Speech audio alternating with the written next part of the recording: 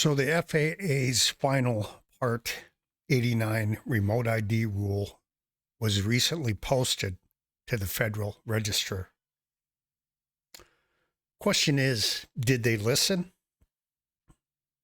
And what exactly are the new rules?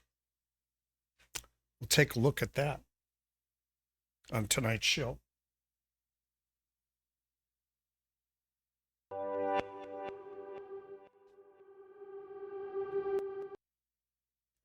I'm Troy with Big Water UAV. And in answer to, did they listen? Yes, they did. We had a couple wins as far as the remote ID.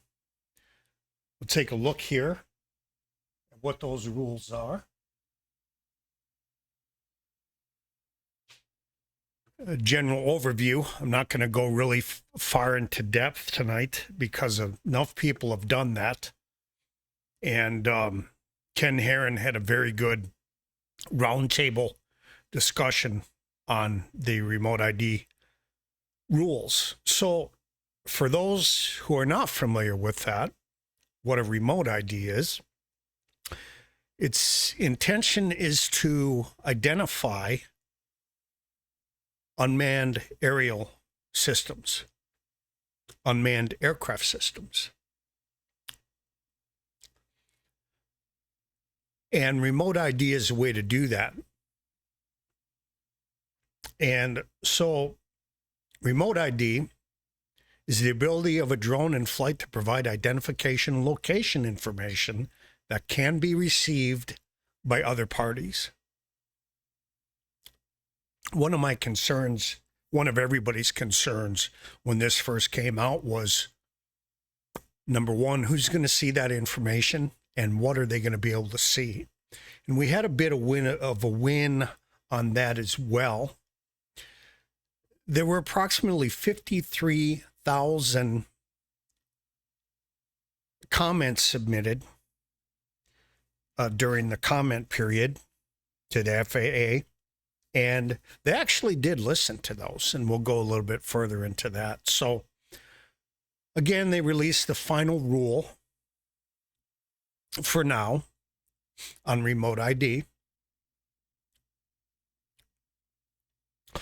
Here it tells you right here, they received over 53,000 comments on the NPRM during the 60-day comment period following the publication.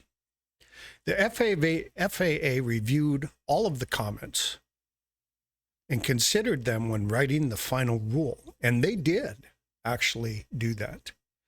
They quote in the final document, the preamble to it, I guess, the final rules, quite a few of the comments that were submitted.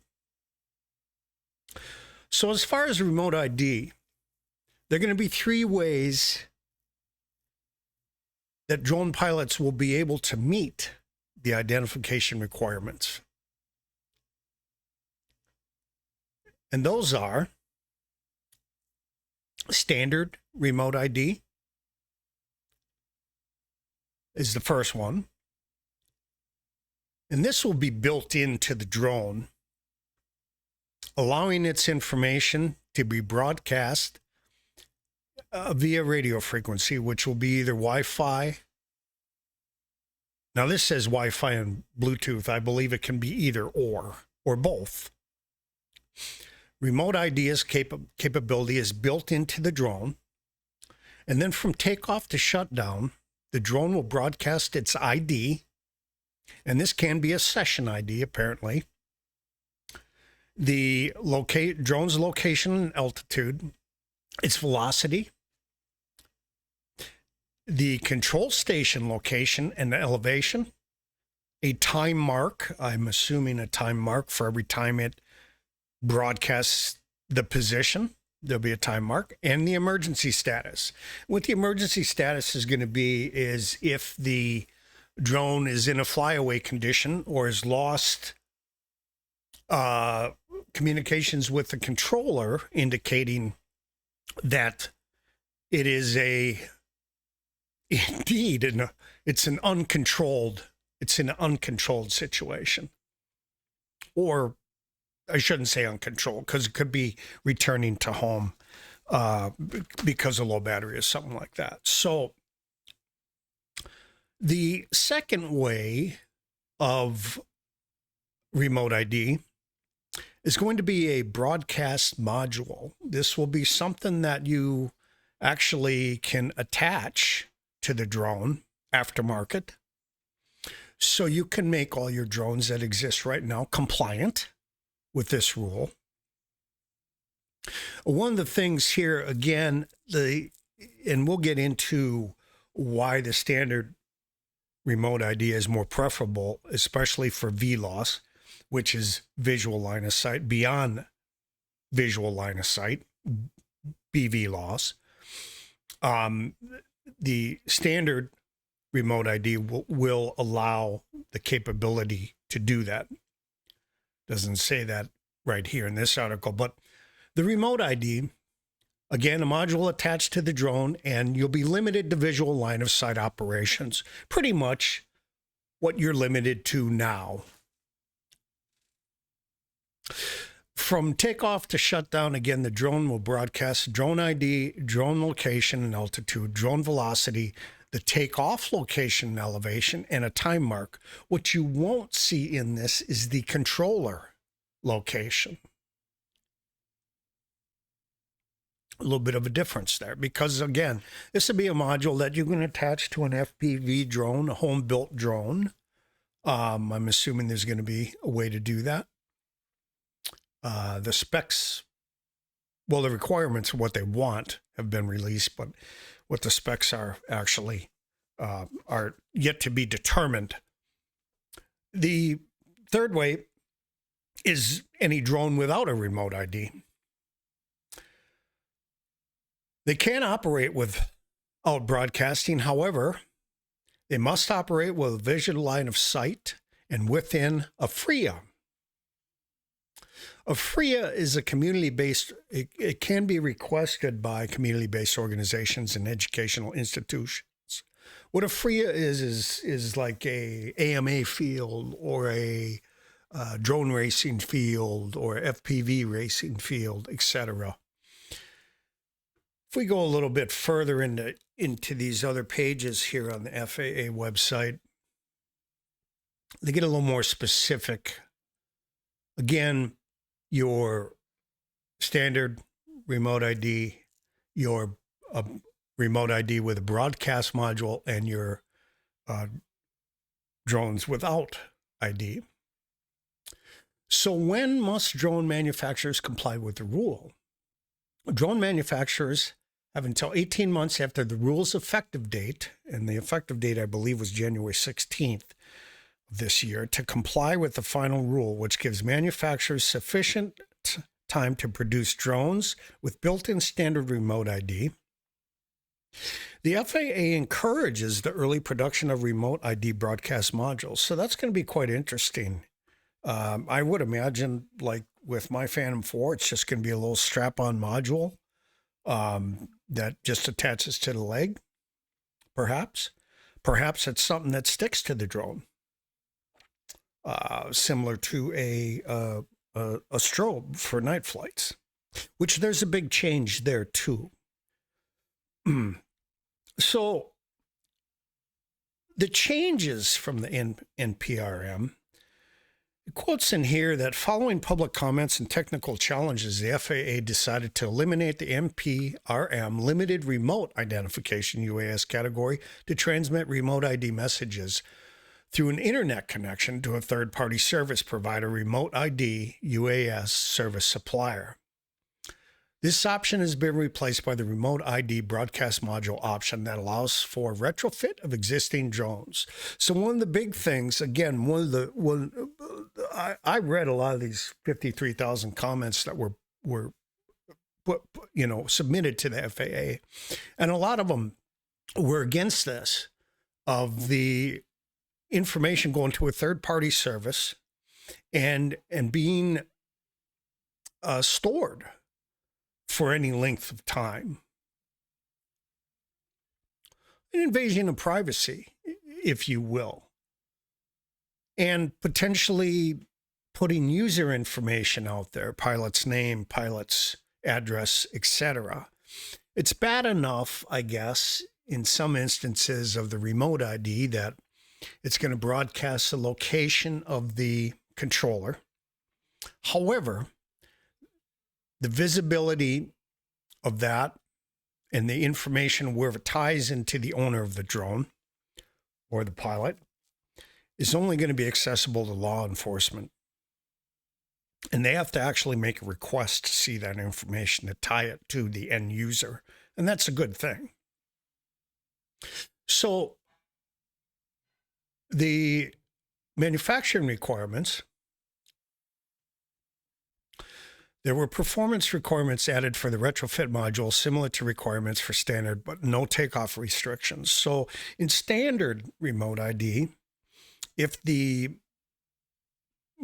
internal module, I guess, if you want to say it that way, if that's not broadcasting and working properly, it's going to stop the drone from taking off. And that's okay. The attached broadcast module, the pilot in command is responsible for ensuring that it's functioning properly prior to takeoff. They leave the decision to the pilot, and that's a good thing. Every drone manufacturer that does standard remote ID will need to be certified through a certification process and a declaration of compliance process. The manufacturing compliance date is 24 months after the rule's effective date, 18 months, or the original was 24 months. Now it's 18 months. The operational compliance date was 36 months, and now it's 30 months. And then it goes through the means of compliance, how to submit the compliance, how does, the designs and stuff like that. Really, really technical stuff, nothing really to go through over. So this was the final rule. This is the executive summary. So this is what was submitted, Part 89. And the final rule, all UA are required to register, remotely identify.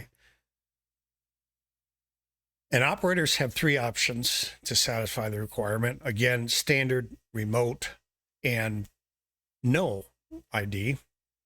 For any UA weighing 0.55 pounds or less, remote identification is only required if the UA is operated on rules that require registration, such as Part 107. Operational rules will take effect 30 months after the effective date of the rule. Standard ID, it goes through that it's going to broadcast remote ID messages directly from the UA via radio frequency broadcast. And the broadcast will be compatible with existing personal wireless devices. So apparently you'll see a drone flying overhead. You'll be able to get an app and then actually see the messages from the drone, which will include the UAID, which will either be a serial number or a session ID, the lat, long, altitude, and velocity of the UA, and the lat, longitude, and altitude of control station, the emergency status, and a time mark. The remote ID message will be available to most personal wired devices within range of the broadcast. However, correlating this serial number or session ID with the registration database will be limited to the FAA and can be made available to authorized law enforcement and national security personnel upon request. Reasonable thing. Range of the remote ID broadcast may vary, as each UA must be designed to maximize the range at which the broadcast can be received, which is going to be rather interesting on how far you'll actually be able to pick up the broadcast. Does not look like there's been anything set in stone of it must, be a half mile or 400 feet or etc. So it's going to be rather interesting on how this all shakes out.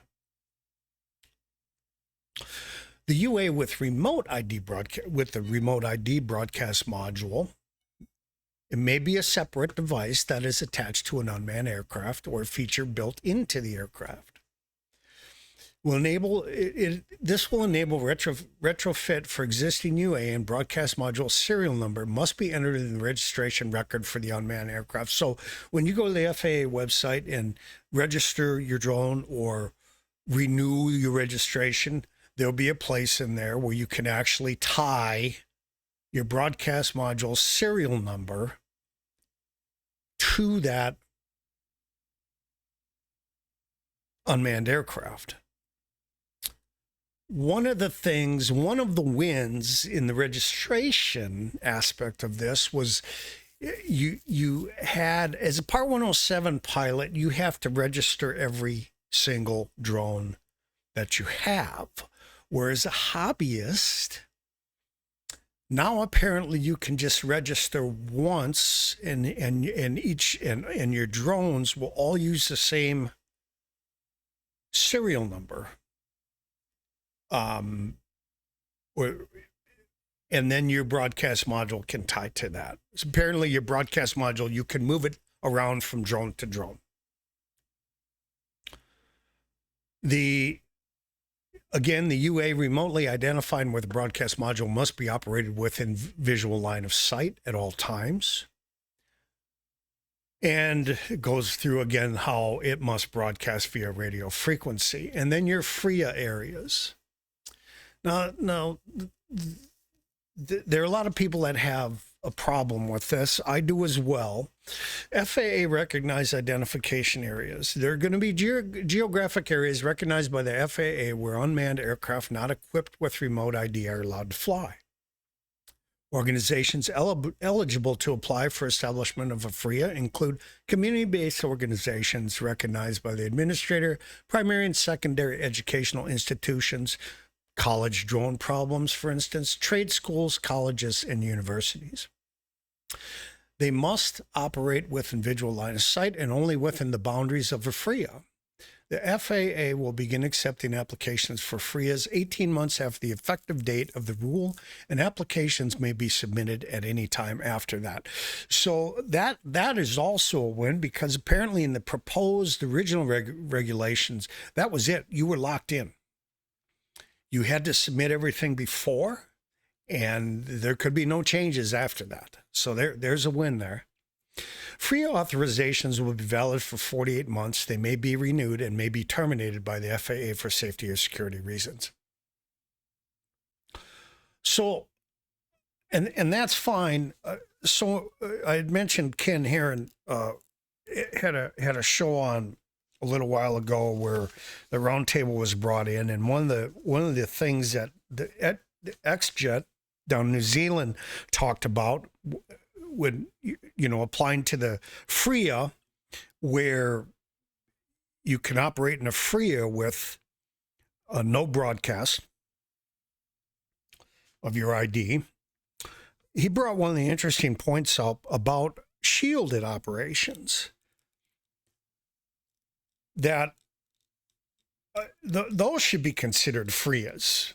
When especially the FPV community, when they're flying, typically they're low, they're below the tree level, they're below the tallest building in the area, because that is part of the attraction of flying FPV. And I believe he had mentioned New Zealand has a shielded operations. Nothing has to be done to broadcast any information if you are flying below the tallest object in the area, which makes perfect sense, because there's going to be no conflict. No aircraft are going to operate in those areas as well. So that, we may be able to put pressure on the FAA to do that, to get that clarified. to allow us to have shielded operations without any remote ID and the need for a FRIA. So again, we had some wins. They listened to a lot of comments. One of the big ones was the network-based internet transmission requirements. They've been eliminated. So that eliminates having to tie your cell phone to the internet. So having not being able to operate if you did not have network connection, which, you know, a lot of people don't have that in rural areas. And so that rule was eliminated. UAS operators, under the exception for limited recreational operations, may continue to register with the FAA once rather than registering each aircraft. However, each standard UA broadcast module serial number must also be entered into the registration record for the unmanned aircraft. So again, the hobbyists do not need to register each aircraft individually, is the way I'm reading that. The limited remote ID US has been eliminated and replaced with remote ID broadcast module requirements to enable, again, existing UA to comply. So wins, and some questions remain. One of the good things about the network ID being tossed out, I guess, that XJet had mentioned was the fact that the big conglomerate drone operators, the Amazons, the proposed delivery drones, etc., they wanted network ID. And so that it's a good thing that was defeated. So remote ID, Lee, is the first basis. It's just the first step for UTM. Well, what is UTM? UTM is unmanned traffic management. That will allow corridors potentially to be placed for scheduled drone operations, such as delivery drones or hospital route delivering blood and tests from a remote clinic to a processing center. There are a lot of good uses for that. So UTM is the basis. Remote ID is the basis for UTM. So our collective voice did make a difference in this. And it's going to be interesting how everything is implemented. It also made a difference that the testing requirements, there's no more in-person recertification required for Part 107. Part 107 will allow, you'll be able to take your recurrent exam, which you have to take every 2 years. You'll be able to take your recurrent exam online, and it really won't actually be an exam. It'll be a class, such as something that Remote Pilot 101 would offer. You'll just take the class. The class will also include the night portion. So anybody with a waiver, a night waiver, a 107.29 waiver, a daylight operations waiver, which I have one of those become meaningless, because once you take your recertification with the night portion in there, you'll be allowed to fly at night, just like the hobbyists have always been able to do. So that's a good thing. Not having to go in person to take your recurrent exam, that's a win. That's $150 right now, saved every 2 years. Not to mention the time that's scheduled to actually go to the testing center, etc. So that's a good thing. And also, I believe that the test or the class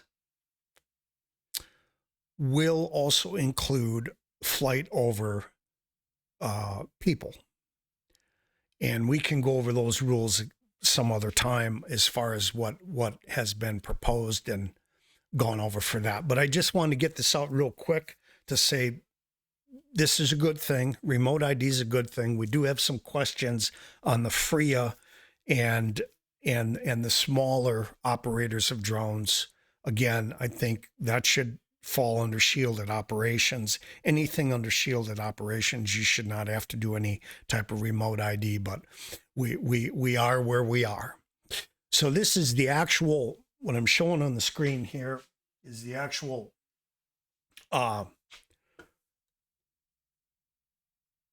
submission to the register, the federal registry, of the final rule of 14 CFR as far as the remote identification of unmanned aircraft. The first portion of this, and this is 470 pages. I have not read all 470 pages. I know that there are people out there that have read all 470 pages. The majority of this is actually pretty good. It's reasonable. It shows how they came to the decisions they made. It lists in here again the comments.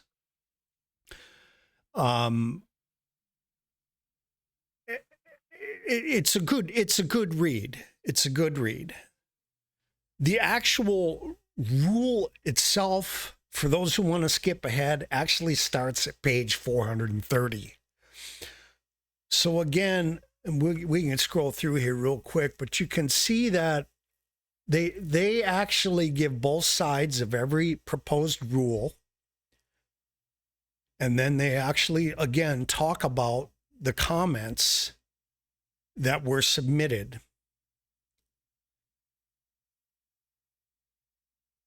I'll see if I can find a couple of these.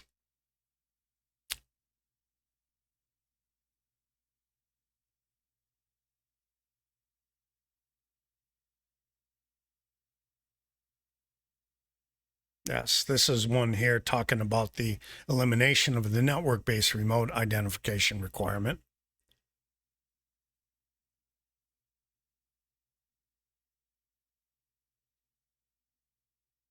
And again, in response to this portion of it, the FAA received significant feedback about the network requirement, identifying both public opposition to and technical challenges with implementing the network requirements. Therefore, the FAA had not, it says the FAA had not foreseen or accounted for many of these challenges when it proposed using the network solution and USSS framework.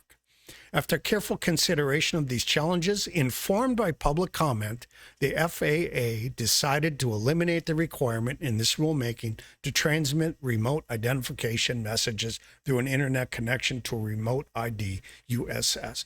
So your comments, again, made a difference. Your voice made a difference. It was a good thing for those who did comment and stayed on top of it. That goes on the cost. And that is going to be one of the things, too, that's going to be interesting is what a remote ID module will cost. The speculation is around, that I've heard is around, $20-25 for the broadcast module. And again, it's got to be, self-powered, rechargeable. I'm guessing that's what I'm envisioning. It goes through the background of the rule, how they formed, the committees, etc.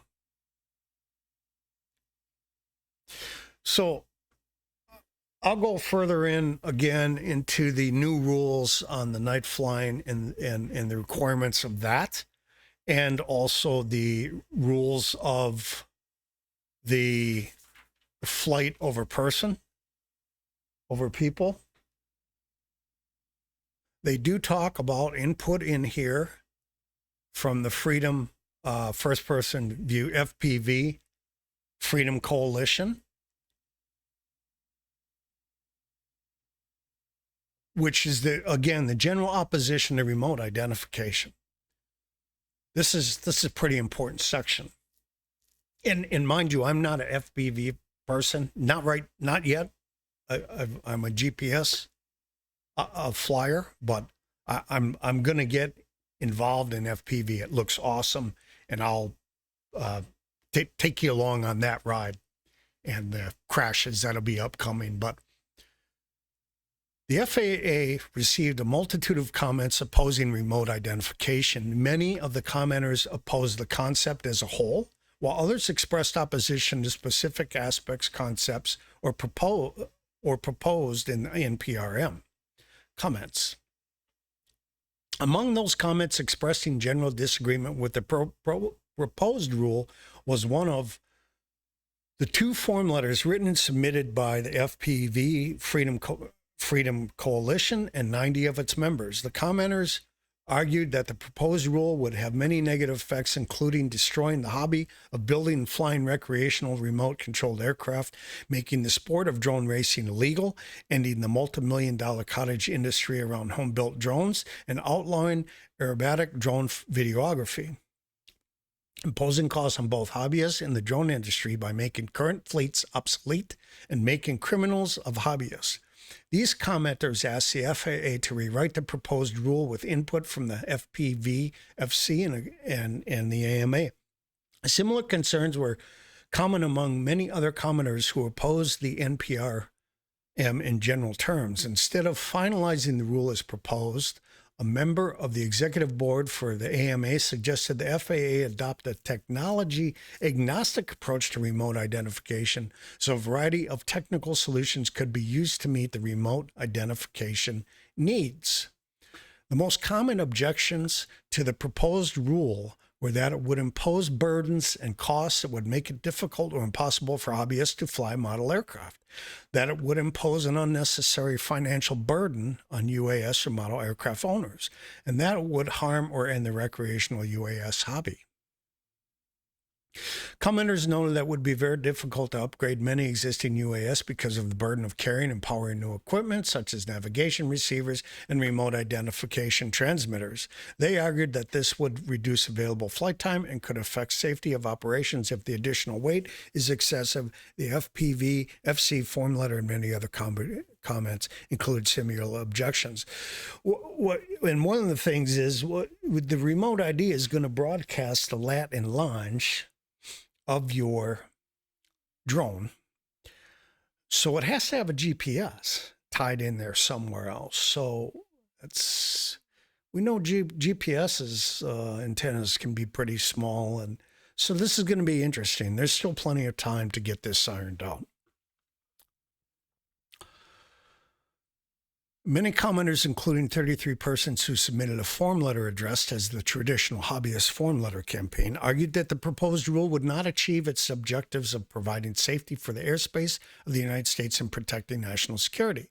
Many of these commenters questioned whether the FAA provided an adequate justification for the proposed rule, with many commenters stating the FAA has not demonstrated that UAS are dangerous. The commenters questioned the need for the rule, often stating that existing regulations and standards are sufficient for protecting public safety.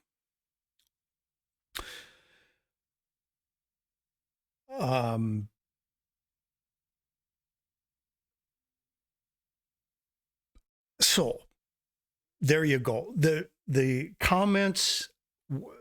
The commenters were listened to by the FAA. We made a difference. We won in most areas, I believe.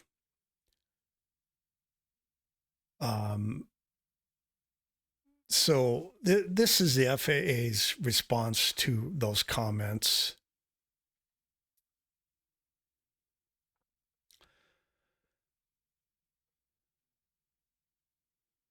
And it goes over the enforcement. Okay, so many commenters oppose remote identification because they believed it would impact the recreational UAS community. The remote identification requirements apply to unmanned aircraft operating in the airspace of the United States, irrespective of what the unmanned aircraft are being used for. However, the FAA has incorporated additional flexibilities into this rule to facilitate compliance with the remote identification requirements. For example, an operator of an unmanned aircraft without remote identification can now retrofit the unmanned aircraft with a remote identification broadcast module to identify remotely. The agency also eliminated the requirement to transmit remote identification message elements through the internet to a remote ID USSS. Yes, they did. The FAA also revised the definition of amateur-built UAS as discussed in Section VD of this preamble. The term is now addressed in the rule as a home-built unmanned aircraft.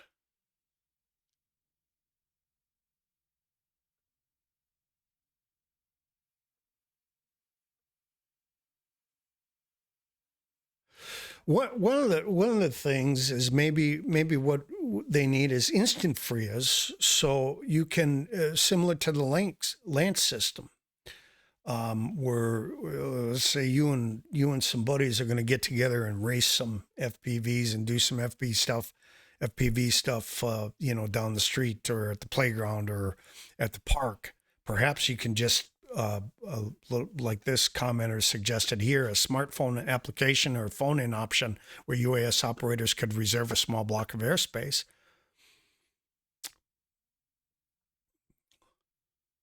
So again, I'm not going to get into reading. Obviously, we're not going to read all 470 pages, but a good thing. And again, if you want to read this document, I'll throw this in the links, and you can find the actual rule. Again, starts at page 430.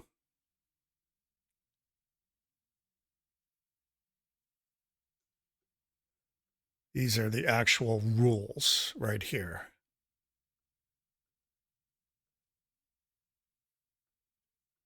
Applicants, there we go. It starts with the registration and marking requirements. So it goes through everything again. They changed quite a bit of stuff in here. So as I delve further into it, I may do another video here on some more aspects of the remote ID. But hey, thanks for tuning in. Going to get this channel up and running on a regular basis. Do some flying, take you along on some Part 107 jobs that I do, and then my FPV journey. I also do videography and photography, so you may see quite a bit of that on the channel, and editing as well, and anything tech related to videography and photography and drones. So, hey, thanks for tuning in. We'll see you again on the next one. We'll close off by saying, fly safe and be sure to broadcast your ID. See ya.